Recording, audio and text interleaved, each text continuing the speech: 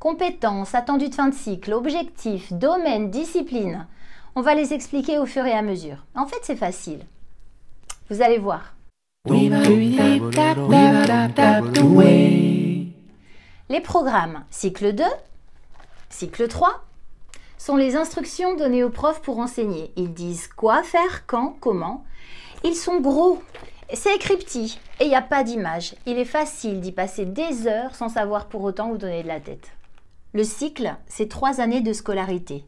Depuis 2016, le cycle 2 comprend le CP, le CE1 et le CE2.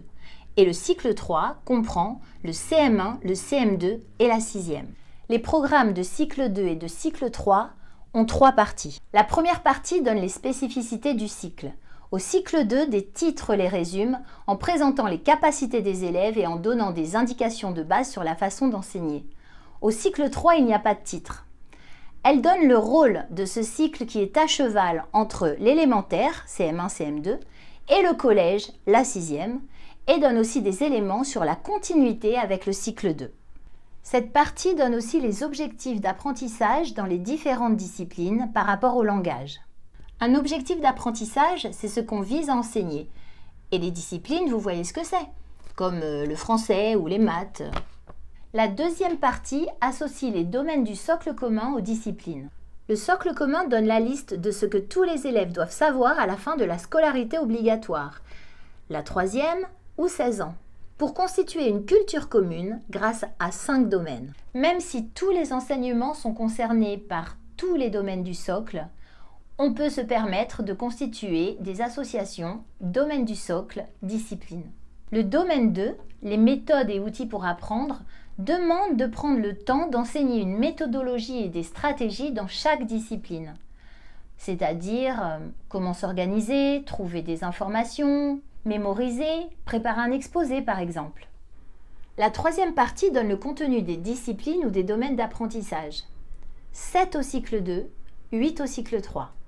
Quelques disciplines ou domaines d'apprentissage ont des sous-domaines ou des rubriques. Ces rubriques sont listées à l'ouverture de chaque chapitre sous le titre de compétences travaillées et sont associées au domaine du socle. Le sous-domaine, c'est comme une matière d'une discipline, mais en plus vaste. Les rubriques sont des paragraphes qui détaillent les éléments du sous-domaine. Une compétence est composée de 3 éléments. Du savoir, des connaissances, du savoir-faire, des aptitudes, et du savoir-être, des attitudes. Ces compétences se retrouvent en général dans un tableau associé à des connaissances, puisque les connaissances sont une composante d'une compétence, vous suivez. Et ces connaissances dans ce même tableau sont face à des propositions d'activités. Entre l'ouverture de chapitre avec les compétences travaillées et le tableau des connaissances et compétences associées, il y a une brève présentation de l'enseignement qui indique les enjeux, le rôle de l'enseignant, qui donne des éléments de séquence d'apprentissage, qui donne aussi des idées d'outils à construire avec les élèves et des attendus de fin de cycle qui font un focus sur une activité concrète d'une compétence plus générale. Une séquence d'enseignement ou d'apprentissage, c'est le parcours que j'ai élaboré pour enseigner quelque chose de nouveau à mes élèves. Les outils servent aux élèves à se repérer dans les apprentissages. Un cahier de leçons, des affichages, un sous-main pense-bête par exemple. Vous vous rappelez, le cycle, c'est 3 années de scolarité. Les attendus de fin de cycle, c'est ce qu'on attend que les élèves sachent à la fin du CE2 pour le cycle 2 et à la fin de la 6e pour le cycle 3. Et ils ont 3 ans pour y parvenir de façon progressive. Ainsi, il me suffit d'associer une compétence avec un attendu de fin de cycle, avec un sous-domaine, avec un domaine et ou une discipline, et de m'inspirer des situations et des activités proposées. Exemple, discipline français, domaine langage oral, domaine du socle, comprendre, s'exprimer en utilisant la langue française à l'oral et à l'écrit. Compétence, parler en prenant en compte son auditoire.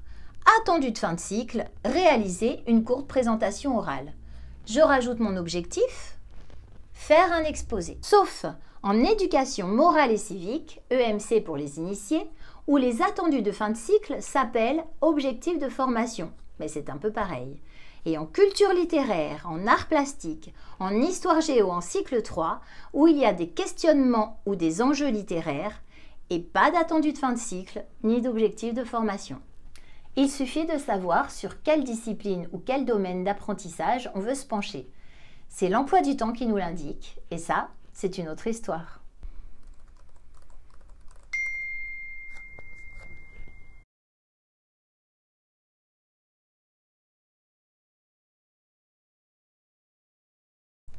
Si ça a été clair aussi pour vous, pensez aux autres.